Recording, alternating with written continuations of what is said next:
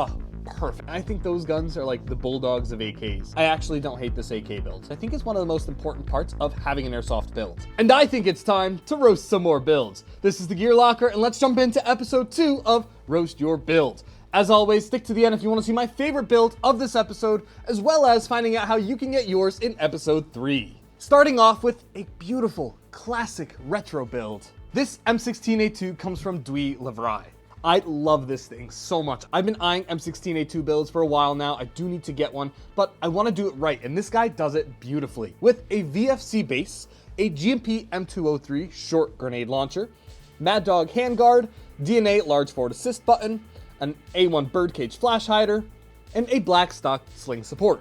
It's just classic. It looks so good. That short grenade launcher is the one thing I'd personally probably change. I don't know how clone correct it is. It probably is. But for me, for some reason, the longer grenade launchers just look a little bit cooler. But Dwee Levrai, such a cool build, man. Thanks for sending it in. The next comes from 2Broke92. And he sends in a SEMA AKM. A classic airsoft replica. But, you know, one that definitely has a lot of opportunity to upgrade. And this guy only chose to do 1 or 2 external upgrades. So let's talk through them real quick. The first one, he says he cut down a heat shield off of a Mossberg shotgun from a factory he used to work at, and it was scrapped, so screw it. And honestly, that's kind of cool. A lot of the AK cheese grater style handguards are kind of neat. The heat dissipators, I'm not sure exactly what they're called anymore, but it's kind of neat. So the fact that you were able to modify one and get it to fit on your airsoft replica, cool, good on you. You did say that you stained the wood yourself and you wanted to do more of a basic build since you're tired of seeing people's M4 AKs and tired of Zenitco. And that is a totally fair response. I myself am a fan of the classic AK look, so I respect it. Nice job on the SEMA AKM.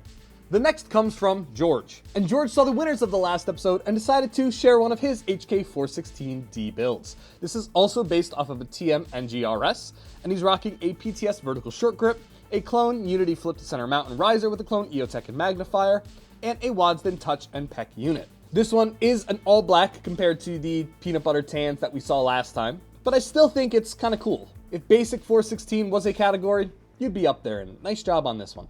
I do think it's a little plain looking, and maybe that's just because we're spoiled by that kind of dual tan look, but the black just looks a little basic for me, and I'd love to see this in a cool background as opposed to just a bed. I feel like that would really give this picture a little more pizzazz that it deserves. This next build is one that's unique. I don't really think we've seen it on this channel before, and it's kind of cool.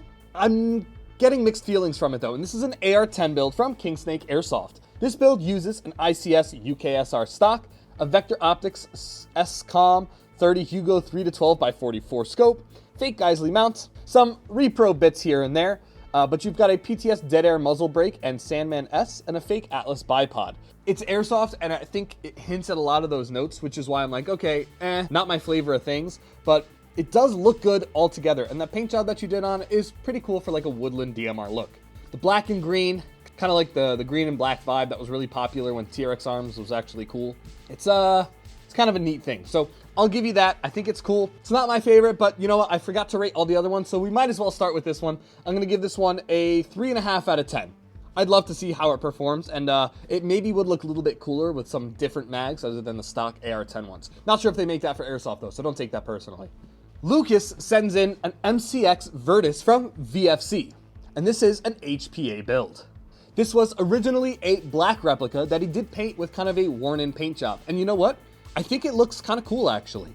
It's not the preferred paint job that I would do. I'd like to do that Schlamkreide with a paper towel method to give it kind of that infield used look, but really, you did a good job wearing it in. He's got a bunch of internal upgrades, but the externals are what we can see, so let's talk about those. You're rocking an Airsoft Artisan folding stock, the short version, a dummy Engol, because in Germany, sorry guys, a Holy Warrior S1 optic, and the PTS EPM1S, the short mags, but you do have the long versions. And honestly, for a build like this, I think the short mags kind of work. For some reason, the MCX is, I don't like handling it, but with a short mag, it kind of has a more streamlined look.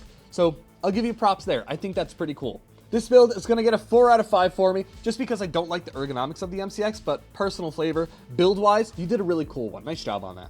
And here we have another DMR. 2 DMRs in one episode, kind of strange. But this one, I think, beats out the other one just by a little bit. And this is coming from Geurilla.Airsoft. Here is his VFC Mark 20 SCAR SBR gas blowback rifle. The fact that this one is a gas blowback rifle and a VFC SCAR is, perfect.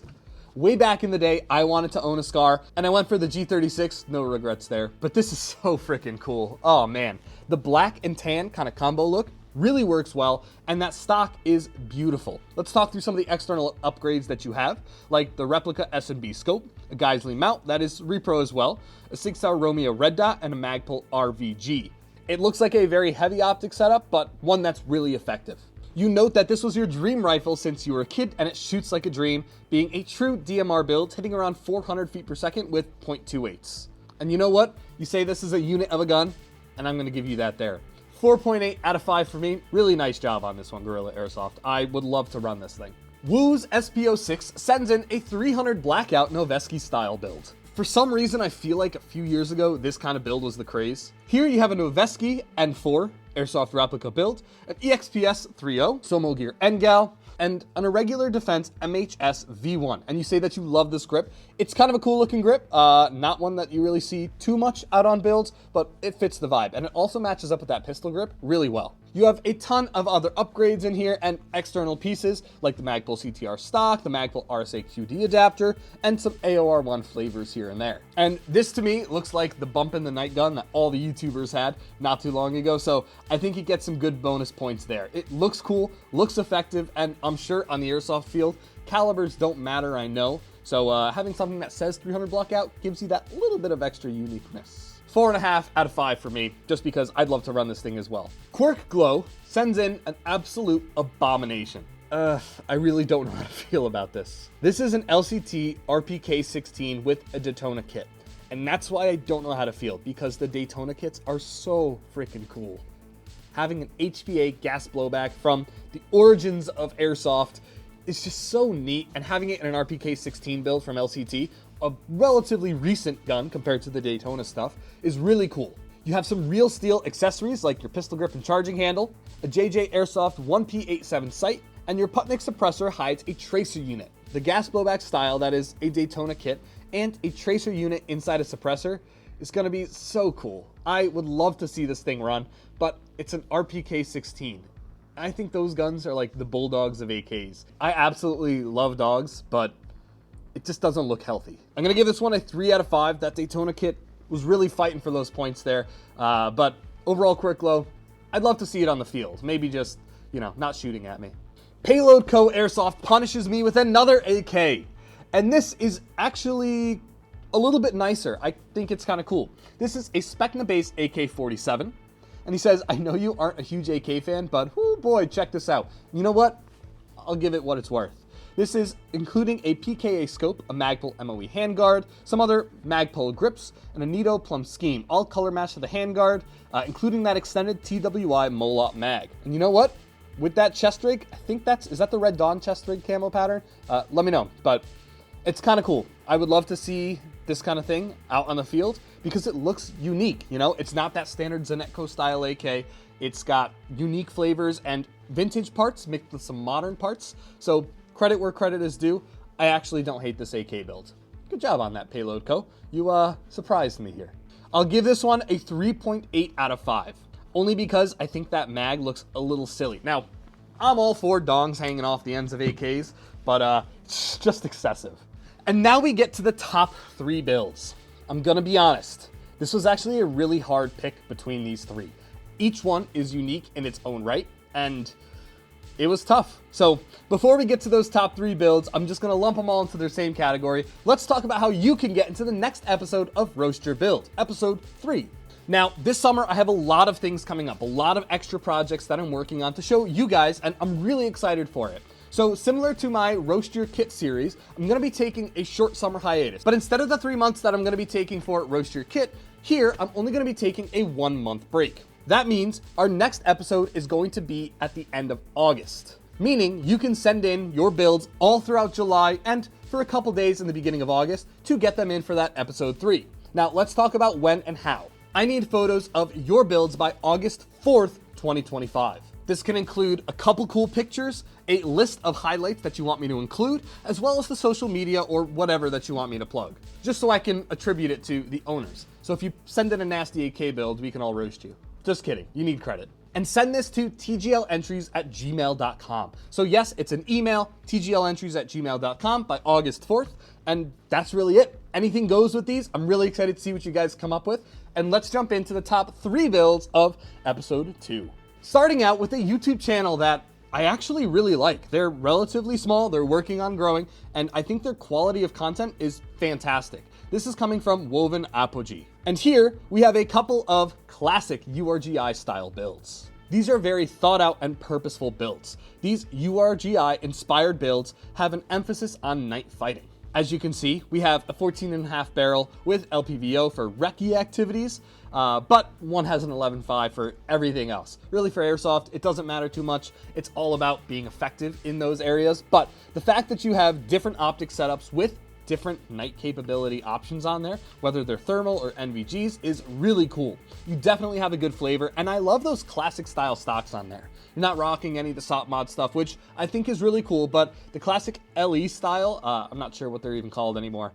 It's kind of neat, so I give you credit there. I would love to run either of these builds. They look light, they look effective, and they look beautifully worn in, which I think is one of the most important parts of having an airsoft build. You can have any kind of thing that looks really cool, but if it has that worn look and used and makes it feel real, that's beautiful right there. So Woven Apogee, I'm gonna give you a solid 4.7 out of 5, only because there's no mags in these guns. But I highly recommend checking out these guys' channel. It's really cool, I'll link it down below. Excellent job on these builds. Thanks for sending them. In the next top spot, we have one from Enclave-Commando, and he unlocked a memory for me. I remember way back there, I don't remember what company it was, but they came out with HK53 builds. And these from VFC are new to me, haven't really seen them before, and oh, do they look so cool. Here, you're rocking a Magpul HK94 MP5 SL handguard and a Magpul M-Lock handstop kit. You have a VFC MP5 Navy lower with Ultimate Industries HK style mount and Vortex Crossfire red dot. And it just, oh, it's so cool. It's like an MP5, but actually cool. Don't tell anyone, I'm not the biggest MP5 fan out here. But the HK53, with that caliber and all the aesthetics of an MP5, beautiful. I love this build, and I would love to rock this, especially because it's a gas blowback. I have a bad feeling after this video is done, I'm gonna start researching gas blowbacks and maybe buy one. It's just so cool. I don't really have any other words to say other than bravo, like easy. 4.9 out of 5. Again, only because it's not hanging up on the wall behind me. I got a lot of jealousy in this video too. I gotta check that.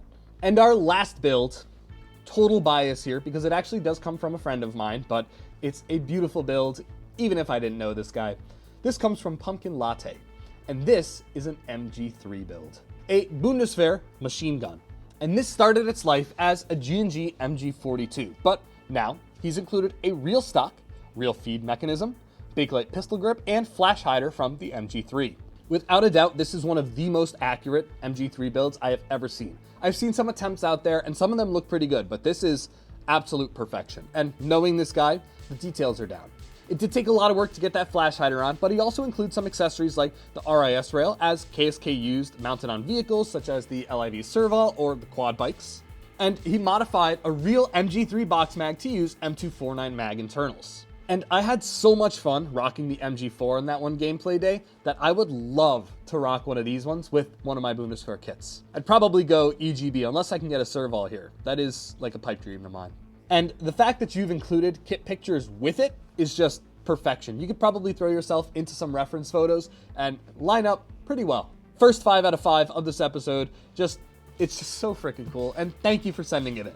And with that being said, that wraps up episode 2 of Roast Your Build. As always, thank you guys so much for checking out the video. Send in your builds to TGLentries@gmail.com by August 4th, 2025, and we'll see you guys in the next one.